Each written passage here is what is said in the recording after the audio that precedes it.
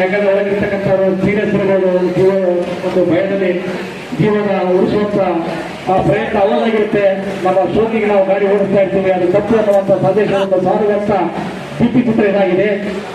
ಆಮೇಲೆ ನಮ್ಮ hair style ಹಾಳಾಗೋಗುತ್ತೆ. ನಾವು ಹೆಲ್ಮೆಟ್ ಧರಿಸೋದಲ್ಲ ಅಂದ್ರೆ ತಲೆ ಹೊಡ್ತಾ ಬಿದ್ದರೆ ಜೀವನ ಪರ್ಯಂತ ನಾವು ಮೇಲೆ ಹೇಳಲಿಕ್ಕೆ ಸಾಧ್ಯವಿಲ್ಲ. ಹೆಲ್ಮೆಟ್ ಧರಿಸಿ ಆಮೇಲೆ ಜೀವ ಉಳಿಸಿ ಅನ್ನುವಂಥ ಸಂದೇಶವನ್ನು ಸಾರತಕ್ಕಂಥ ಭಿತ್ತಿಚಿತ್ರ ಇದರಲ್ಲಿದೆ. ಈ ಎರಡೂ ಚಿತ್ರವನ್ನು ಸನ್ಮಾನ್ಯ ಶಾಸಕರು ನಮ್ಮ ಕೂಟರು ಬಿಡುಗಡೆಗೊಳಿಸ್ತಾ ಇದ್ದಾರೆ. ಎಲ್ಲ ಧರ್ಮಗುರುಗಳು, ಎಲ್ಲ ಜನರ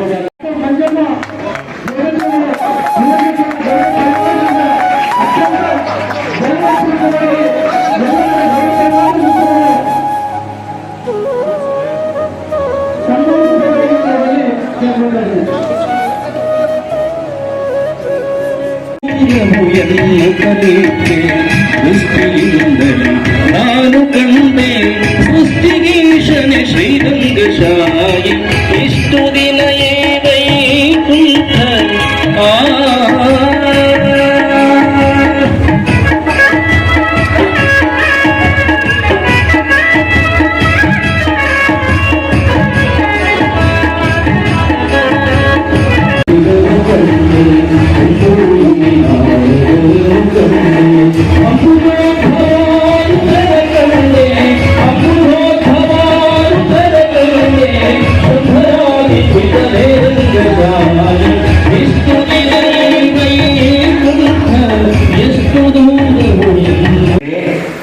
ಪುಲ್ಲಿಂಗ ಇದೆ, ತೃತೀಯ ಲಿಂಗ ಇದೆ.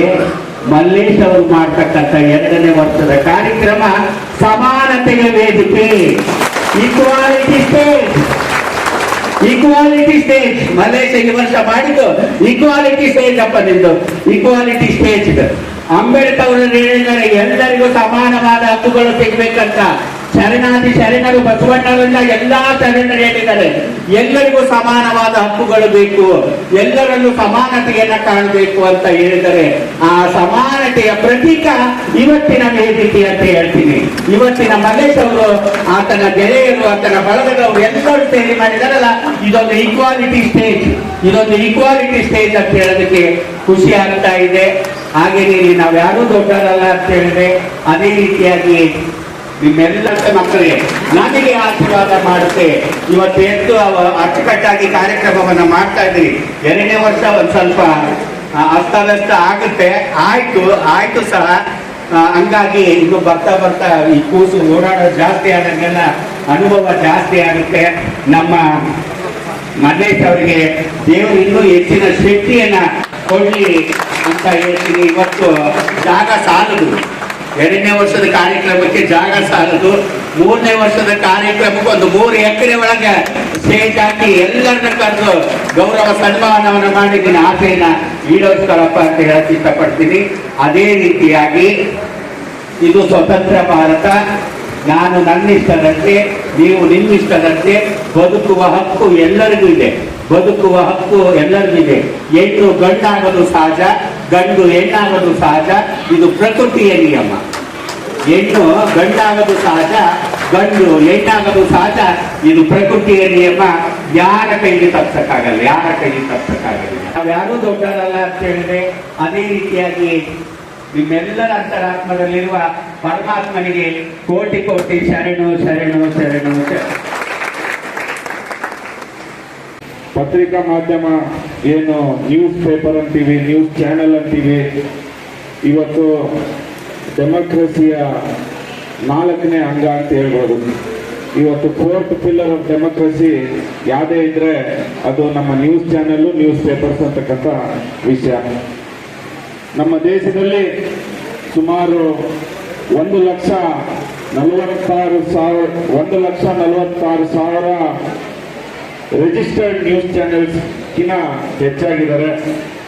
ಹಾಗೆ ಅದು ನಾನು ಓದ್ತಕ್ಕಂಥವ್ರು ಸುಮಾರು 100 ಕೋಟಿ ಪ್ಲಸ್ ಜನ ಇವತ್ತು ಎಲ್ಲ ಲ್ಯಾಂಗ್ವೇಜಸ್ ಅಲ್ಲಿ ಓದ್ತಕ್ಕಂಥ ಜನ ನಮ್ಮ ದೇಶದಲ್ಲಿದ್ದಾರೆ.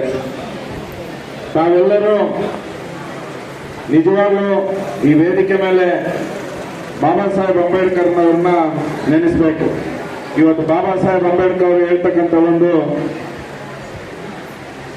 ಬಾಬಾ ಸಾಹೇಬ್ ಅಂಬೇಡ್ಕರ್ ಅವರು ಹೇಳ್ತಾರೆ, ಎಜುಕೇಟ್, ಆರ್ಗನೈಸ್ ಅಂಡ್ ಅಜಿಟೇಟ್ ಅಂತ ಹೇಳಿ. ಇವತ್ತು ದೇಶದಲ್ಲಿ ಶಿಷ್ಟಾಚಾರ ಬರಬೇಕು, ಎಲ್ಲ ವರ್ಗದವರಿಗೆ ಸಮಾನತೆ ಸಿಗಬೇಕು, ಎಲ್ಲರಿಗೂ ನ್ಯಾಯ ಸಿಗಬೇಕು ಅಂತ ಹೇಳಿ ಇವತ್ತು ಬಾಬಾ ಸಾಹೇಬ್ ಅಂಬೇಡ್ಕರ್ ಅವರು ಸಂವಿಧಾನವನ್ನು ರಚನೆ ಮಾಡಿದರು. ಇವತ್ತು ನಾವೆಲ್ಲರೂ ಈ ದೇಶದ ಪ್ರಜೆಗಳನ್ನಾಗಿ ಇವತ್ತು ಮಲ್ಲೇಶ್ ಕಂತೂರಣ್ಣನವರು ತುಂಬಾ ಒಳ್ಳೆ ಕೆಲಸ ಮಾಡ್ತಾ ಇದ್ದಾರೆ. ಇವತ್ತು ನಾನು ಯೂಟ್ಯೂಬ್ ಅಲ್ಲಿ ನೋಡ್ತಾ ಇರ್ತೀನಿ, ನಿಷ್ಠೆಯಾಗಿ ತಮ್ಮ ಕೆಲಸವನ್ನು ತಾವೆಲ್ಲರೂ ಮಾಡ್ತಾ ಇದ್ದಾರೆ. ನಿಮಗೆ ಯಾವುದೇ ತರದ ನಮ್ಮ ಸಪೋರ್ಟ್ ಬೇಕಾಗಿದ್ರೆ ನಾನಾಗಿರ್ಬೋದು, ಶಾಸಕಿ ಅನ್ನಪೂರ್ಣಕ್ಕನವರಾಗಿರ್ಬೋದು, ನಮ್ಮ ಅಣ್ಣನ ಸಮಾನದ MP ಆದ ತುಕಾರಾಮ್ ಅವರಾಗಿರ್ಬೋದು, ಸಂಪೂರ್ಣ ಲಾಡ್ ಕುಟುಂಬ ಆಗಿರ್ಬೋದು, ನನ್ನ ತಂದೆ ಸಮಾನದ ಸಂತೋಷ್ ಲಾಡ್ ಅವರಾಗಿರ್ಬೋದು, ಎಲ್ಲರೂ ಈ ಪತ್ರಿಕಾ ಮಾಧ್ಯಮದವರು ಪರವಾಗಿದ್ದೀವಿ, ನಿಮ್ಮ ಜೊತೆಗಿರ್ತೀವಿ ಅಂತ ಹೇಳಲಿಕ್ಕೆ ಇಷ್ಟಪಡಿಸ್ತೇನೆ ಬಂಧುಗಳೇ. ಸೊ ತಾವೆಲ್ಲರೂ ದಯಮಾಡಿ ಪತ್ರಿಕಾ ಮಾಧ್ಯಮದವರು ಇವತ್ತು ಎಲ್ಲೇ ಅನ್ಯಾಯ ಆದ್ರೂ ಸುತ್ತ ತಾವು ಭಯಬೀಳದೆ ಅದನ್ನ ಎದುರಿಸಿ ಅವರಿಗೆ ನ್ಯಾಯ ಕೊಡಿಸ್ಬೇಕು. ಮುಂದೆ ಬರ್ತಕ್ಕಂಥ ದಿನಗಳಲ್ಲಿ ಈ ಸಂಡೂರು ಭಾಗದಲ್ಲಿ ಹೆಚ್ಚಿನ ಮಟ್ಟದಲ್ಲಿ ನೀವೆಲ್ಲರೂ ಸಂಘಟನೆ ಮಾಡಿ ಎಲ್ಲೇ ಒಂದು ಅನ್ಯಾಯ ಆಗ್ತಾ ಇದ್ರೆ ಅದನ್ನ ಬೆಳಕಿಗೆ ತಂದು ಅವ್ರಿಗೆ ನ್ಯಾಯ ಕೊಡಿಸ್ತಕ್ಕಂಥ ಕೆಲಸ ತಾವೆಲ್ಲರೂ ಮಾಡ್ಬೇಕಂತ ಹೇಳಿ ತಮ್ಮಲ್ಲಿ ಕಳ್ಕೊಳ್ಳಿ ಮನವಿ ಮಾಡ್ತಾ ನನ್ನ ಮಾತು ಮುಗಿಸ್ತೀನಿ. ಜೈ ಹಿಂದ್, ಜೈ ಕರ್ನಾಟಕ, ಜೈ ಸಂಡೂರು.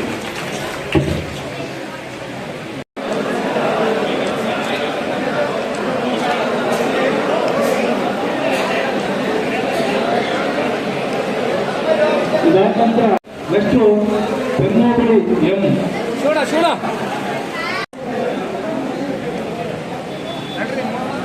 ಬನ್ನಿ ಸರ್ ಹಾಕ್ಬನ್ನಿ. ಓಕೆ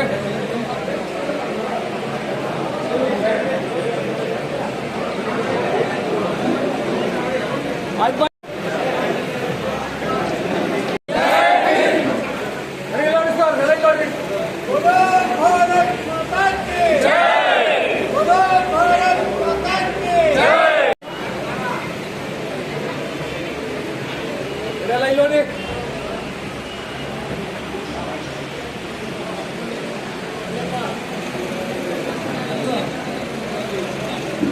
ಗರುಡಾಂಬದಿಂದ ಅವರಿಗೆ ಸಶಸ್ತ್ರ ವ್ಯಕ್ತವಾಗಿ ಗೌರವ ಧನದಾನ ಮಾಡುವ ಮುಖಾಂತರ ನಮ್ಮ ಜಿಲ್ಲಾ ಸಂಪಾದಕರಾದ ಮಲ್ಲೇಶ್ ಕಂತೂರ್ ಅವರು ಗೌರವಿಸಿದ್ರೆ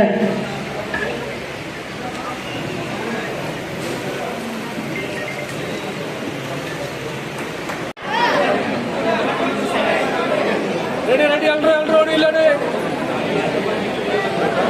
ಬನ್ನಿ. Nikhita P, Roopa N. ಎಲ್ರು ಇಲ್ಲ ರೆಡಿ. ಓಕೆ ಬನ್ನಿ.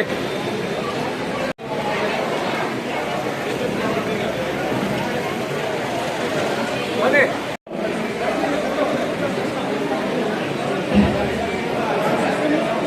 ಎರಡು ಸಲ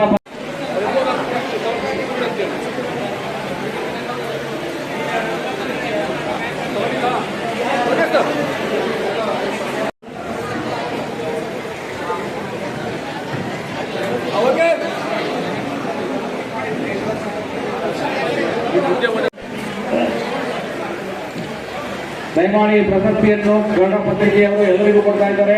ನಾವು ಹೋಗ್ತಾ ಇದ್ವಿ, ಬಸ್ ಇದೆ, ಇಲ್ಲಿ ಬಹಳಷ್ಟು ಜನ ಕಲಾವಿದರು ಬಹಳ ಊರಿಂದ ದೂರದಿಂದ ಬಂದಿದ್ದಾರೆ. ಬರೀ ಇಲ್ಲೇ ತುಮಕೂರು ಚೂರೂರು ಬೊಮ್ಮಘಾಟ ಅಂತ ಹೇಳ್ಬಾರ್ರಿ, ಬೆಳಗಾವಿ ಬಿಜಾಪುರದಿಂದ ಬಂದಿದ್ದಾರೆ. ಯಾರು ಧೋರಣೆ ಮಾಡೋದಿಲ್ಲ.